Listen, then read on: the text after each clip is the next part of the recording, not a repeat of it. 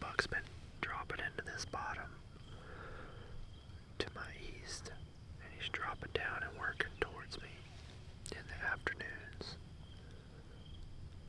But there's absolutely no wind this morning. It's only going to get up to about 6 miles an hour. But this is just a real nice flow area. Just natural deer movement, and then with a couple of these compounding features with the thicket transition.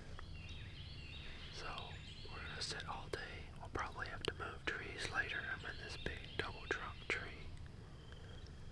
But I'm pretty exposed, and I see some better trees around me where I could get some cover. So let's keep our eyes peeled. I'm not used to seeing this much once.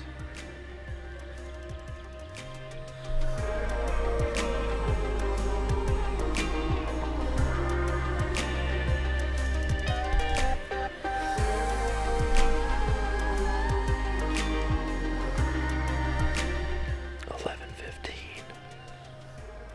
Haven't seen anything this morning, which is really surprising as much as I can see. Ain't no telling what I might have missed. But there's been deer in here as late as about 10:30, so I think I'm gonna move trees. As much as I like this double trunk tree, I can lean up against this backside. There's not enough cover, so I think I'm gonna hop over to this maple tree. It's real thick, but it's just little tiny limbs. I think I can climb up through it and get to that gap in there. That's gonna be awesome cover. I think I'm gonna get busted right here. I didn't bust through all this briars and brush to come all the way back here and get busted this evening. I'm gonna get down and eat my sandwich and get some water, then shimmy up that maple tree. Alright, we're all down out of this tree and getting ready to go up that tree, get up there in that canopy. So, get all ready more. Alley-oop.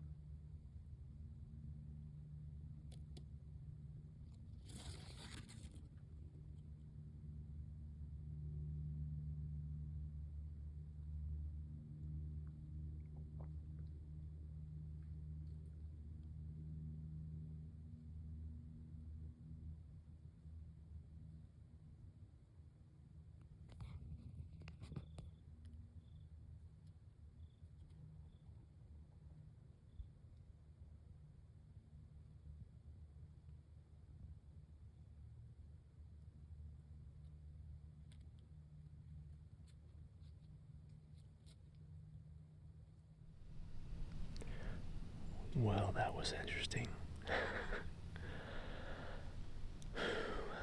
Man, ain't nothing you can do but just appreciate seeing a deer do his thing. So, I got all my stuff together and I started climbing this maple tree. And I knew it was going to be slow because I had to work my way through these limbs. And I was hanging my platform, my bow was still on the ground. And I heard running, and I knew as soon as I heard it, I knew what it was. And it crossed my mind when I started going up this tree that was a possibility, because that's happened to me before. Doesn't happen all the time, of course, but that buck came running in here when he heard me pushing these limbs and stuff around, and he ran to within 5 yards. 5 yards. Right here. Right there. And he didn't have a clue I was in the world. This is a great tree, but he was looking for deer. He was fired up looking for deer.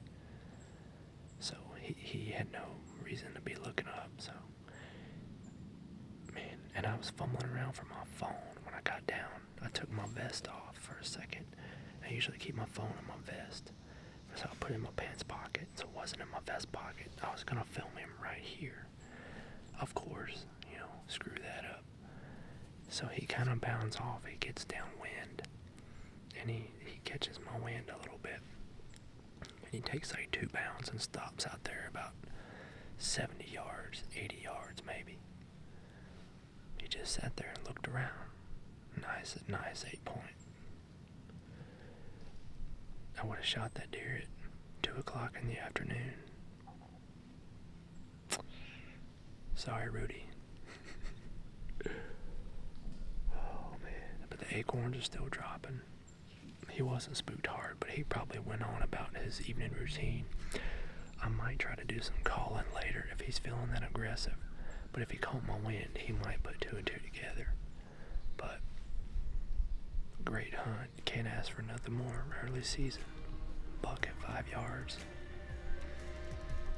Just 5 minutes too late. So just settle in and wait.